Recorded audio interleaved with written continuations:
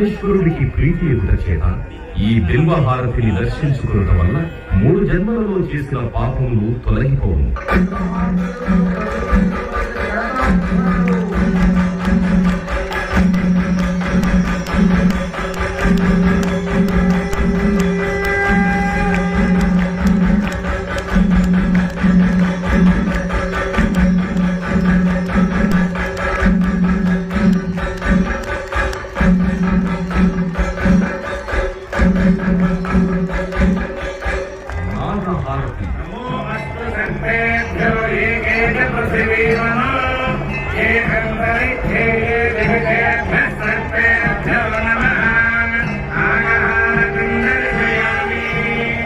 ఈ నాగహారతిని దర్శించుకోవడం